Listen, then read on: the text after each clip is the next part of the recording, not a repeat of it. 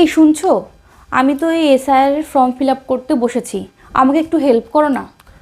সারাদিন পর এখন আসলাম, এখন আবার এসআইয়ের ফর্ম ফিল আপ করবে, আর তুমি নিজে করো না। আমি একটা ভিডিও দিয়েছি না, ভিডিওটা দেখো, ভিডিওটা দিলাম যে। ভিডিও দেখে তো এতক্ষণ করছিলাম, তুমি একটু আমাকে হেল্প করো। বসো এখানে। বলছি, জন্ম তারিখ তো লিখেছি, আধার কার্ডের নাম্বারটাও দিলাম, মোবাইল নাম্বারটাও দিলাম। আচ্ছা, অভিভাবকের নামটা আমি কি লিখবো এখানে? আমার তো বিয়ে হয়ে গেছে।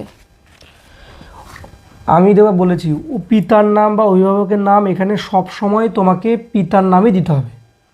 সব সময়ের জন্য এখানে তোমার পিতার নাম দিতে হবে। আচ্ছা, সেটা গেল, কিন্তু আমার বাবা মারা গেছেন 7 বছর হয়ে গেছে, তাহলে আমি এখনও কি আমার বাবার নামটাই লিখবো এখানে? হ্যাঁ, এখানটা সবসময় পিতার নাম দেবা।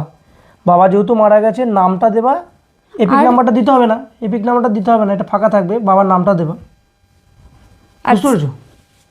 আচ্ছা, তাহলে যাদের আমার মতো পরিস্থিতি আছে তারা সব পরিস্থিতিতেই তাহলে অভিভাবকের নাম পিতার নামটাই দেবে, তাই তো? আমি দেবো।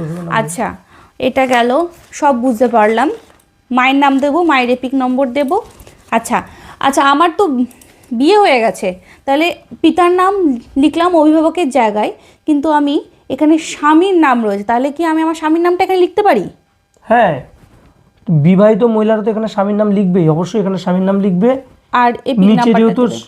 স্বামীর নামের জন্য জায়গা দেওয়া আছে, পিতার জায়গায় পিতার নাম, স্বামীর জায়গায় স্বামীর নাম। সিম্পল হিসাব, এটা এত কঠিন বা জটিলতার তো কিছু নেই, একদম তো সোজা ও জিনিস। আচ্ছা আচ্ছা।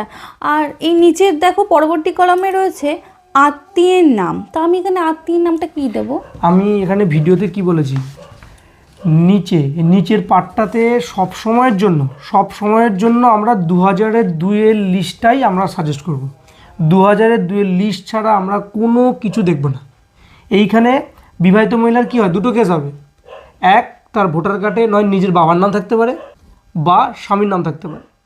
2002-এর লিস্টে যদি স্বামীর নাম থাকে, এই আত্মীয়ের এখানে স্বামীর নাম হবে। 2002-এর লিস্টে যদি বাবার নাম থাকে, আত্মীয়ের নাম বাবার নাম হবে। ও এই তো কেস। আচ্ছা আচ্ছা আচ্ছা। এই বিবাহিত মহিলার যদি নিজের নামটা থাকে 2002-এর লিস্টে, তাহলে আমি বাদিকে লিখব। যদি নিজের নাম না থেকে বাবা মা ঠাকুমা ঠাকুরদার মধ্যে কারো নাম থাকে, তাহলে আমি ডান দিকে লিখব। কিন্তু হিসাবটা একই, লিখবো কোথার থেকে, 2002-এর লিস্ট থেকে। এটা ছাড়া আমি কিছুই দেখব না। এখানে ভুল নাম থাকলে ভুল লিখব, ভুল সম্পর্ক থাকলে ভুলটাই লিখব, কিন্তু আমার নামের সঙ্গে যেটা থাকবে সেটাই আমি লিখব। এটা একটু সিম্পল। নিচেরটা 2002 দিকে লিখতে হবে, আর উপরটা 2000 বর্তমান, যেটা 25-এ যা আছে বর্তমান দিকে। সিম্পল হিসাব। পিতার নাম মাস্ট এখানে লিখতে হবে, কারণ ওখানটায় ট্র্যাক করা আছে পিতার নাম দিয়ে। পিতার নাম না থাকলে অনেক সমস্যা হবে। পিতার